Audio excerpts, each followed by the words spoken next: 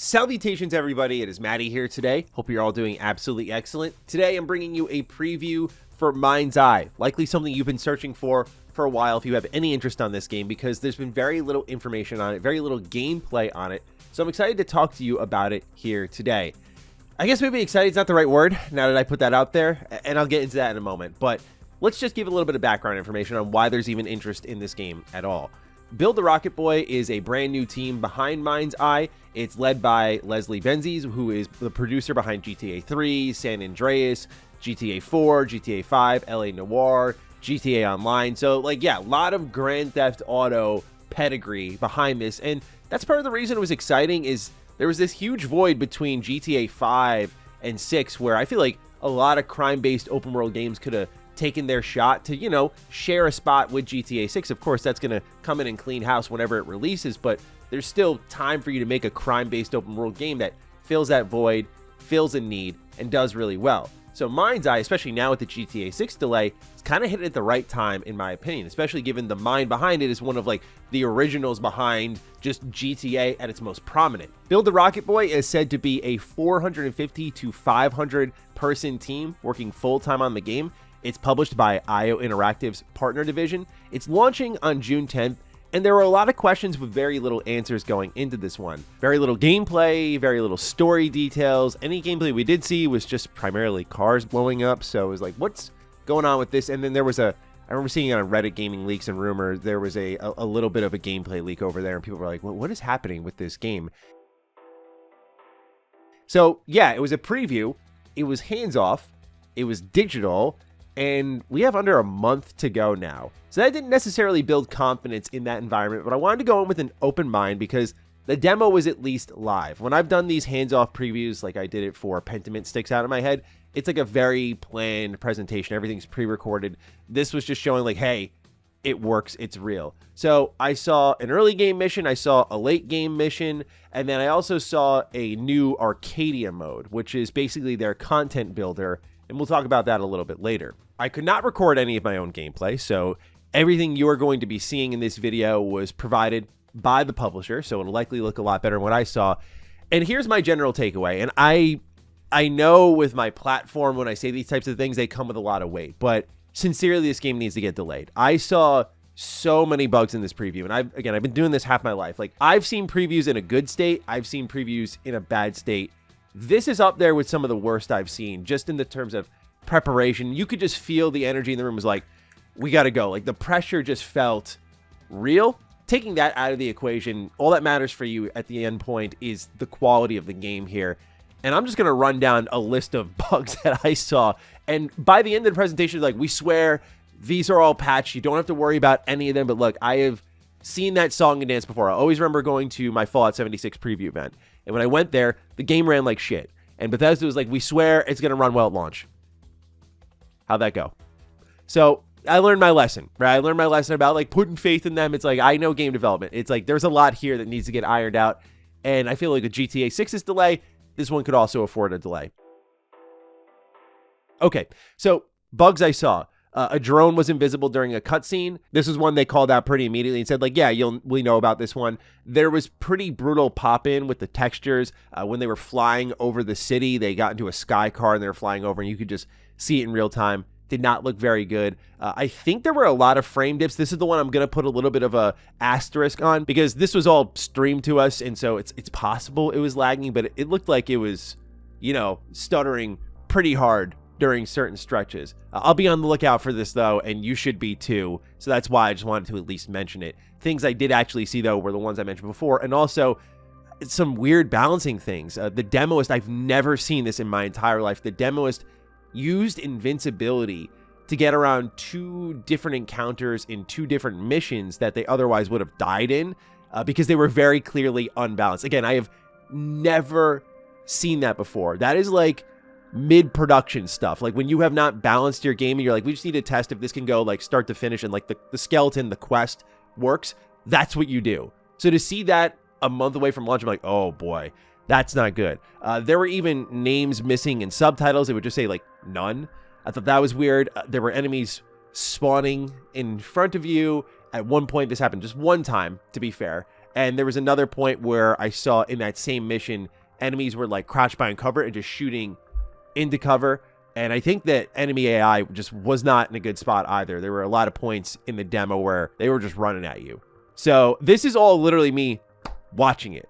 I didn't even get to play it, and this was my takeaway. I was like, this is really buggy. And again, the claim was it will all be patched at launch. And if it is, excellent. But that kind of gets into some of the stiff nature of the game overall, where if I'm just looking at it, bugs aside, they all get squashed. Did I walk away from Mindseye going like, okay, all right. Well, some parts of it, yes, but I wanted to put the bugs up front because, again, I just think it's so important you're aware of this stuff. June is a very competitive time. We know the Switch 2 is coming out, a lot of games releasing, a lot getting announced, and Mindseye is right there in the thick of it. And I think this game has great potential if it's given the time because, again, I want more crime-based open-world games. I don't think Grand Theft Auto has to be the only one. I think Saints Row blew a great opportunity years ago when they were kind of stepping in. It was like, dude, if you bring back like OG Saints Row vibes, that is a perfect time to do it with no GTA 6 on the horizon, and we know what we got with that. So let's get into more of the meat of the game. Like I said, I saw a few missions in the story, but they said in the presentation the story was about 15 hours long, which is a lot shorter than I was expecting. The cutscene presentation I thought was pretty good, like the way music crawled in and amped during different phases of the mission. You could see there was a lot of time put into that. I was very impressed by that. The motion capture seemed pretty good, again, from the stream quality at least, like facial animations, the way cutscenes were shot, like how they used at one point like a security camera to kind of communicate that you were being monitored during a conversation. Those little angles, those little tricks always work well for me. They had GTA staples, like, you know, you're driving around and the talks in the cars, you're like going from one end of the map to the other to kind of build up the story, and the music's ramping up as you get closer. Those little things are there. Those little touches that make it feel very GTA-like, the kind of intangibles really are there. So some of the presentation looked pretty good. Driving seemed pretty solid, albeit a little stiff, but like that to me is the least of my concerns. At the end of the day, I can deal with that sort of driving. They even had the camera, as I'll talk about in a little bit, play similar to GTA when in vehicle, like the way it slightly detaches and kind of whips. So you're just, as the demos described it, kind of on the edge of control. And it looked like it could feel good in those moments, but also kind of separating itself from GTA and bringing it more in line with like a Cyberpunk. You kind of have these sky cars and you could fly over Red Rock City. Interestingly, though, during the entire demo, we did not see the inside of the city, really, outside of like a motel at one point. Otherwise, like, you did not drive through the city or anything like that. I went, based on the performance stuff I may have seen, it started to make a little bit of sense. But there was also one other comment I'll get into at the end of this video that stood out to me of like why we maybe didn't go into the city. Overall, though, presentation for cutscenes, I think, was the game's strongest point. I was definitely like into sort of the political espionage tale that was kind of being woven. I was like, okay, I could see this being a little bit interesting here. There wasn't like a particular wow moment, but it seemed interesting and well produced enough in this category to, I think, warrant the interest that it has and to kind of speak to some of the pedigree behind the game. Camera movement, again, in vehicle, but also on foot. Now we're getting to the gameplay. Very GTA-like. You can vault, by the way. I remember when that gameplay leaked, I was reading the comments on Reddit Gaming Leaks and Rumors, and I was thinking the same thing people were saying there, which some guy was like running into the wall constantly. I was like, can you vault in this game? Like, can you not jump? But I did see vaulting, so you can vault. But also the gunplay, the third-person mechanics, like just the way you are animated going into cover, that little meticulous attention to detail there, the weapon wheel. I know GTA didn't invent the weapon wheel, but like all these sensibilities that are very GTA-like are here. And again, it's really that camera. I think if this camera was positioned or worked differently in any other way, this game might be getting trounced just because it would not remind people of the thing they love so much. The enemy time to kill was very Rockstar-esque. Like, you shoot them in the head, they drop immediately. If you shoot them in the body, they kind of just ragdoll away. Like I said, the behavioral patterns, though, this is where the combat started to unravel. A lot of these encounters, just these enemies running at you. It didn't seem like there were any true encounter setups, in my opinion, where like enemies were posted in different areas and like here's where they're going to come from and how you're going to have to maneuver the environment. It didn't seem like that level of thought that, again, I mean, it's a tough bar to reach when you're shooting for Rockstar, which is maybe why these companies avoid these crime-based open worlds. But like that level of thought, that level of polish certainly was not there. And it just seemed like encounters were just like distractions, getting a little action going, because Michael Bay's in shambles looking at this game, dude. Like, everything's blowing up. You're blowing up gas stations. You're blowing up cars after a few shots. It definitely adds a lot of visual flair to otherwise pretty flat third-person shooting. I feel like the game could lean a little bit more into its sci-fi setting, and they do in certain ways, but weapons-wise, like, it was just ballistics, and there was one weapon that was like this laser rifle, and I went, yeah, that was cool. More of that, like disintegrating your enemies. More of that. But that was the only weapon I saw that functioned that way. The other futuristic element of the combat was in the late game mission, where I got to see like a drone that you could use. You could stun robots. You could take control of them, and they basically just fight on your side and absorb some enemy firepower. You could also use your lens to scan nearby areas, or use that drone to kind of survey nearby areas. So a little bit of Watch Dogs, but again, we're talking about Ubisoft, but hey, like, I like Watch Dogs, but like not nearly as polished or as thought out, I feel.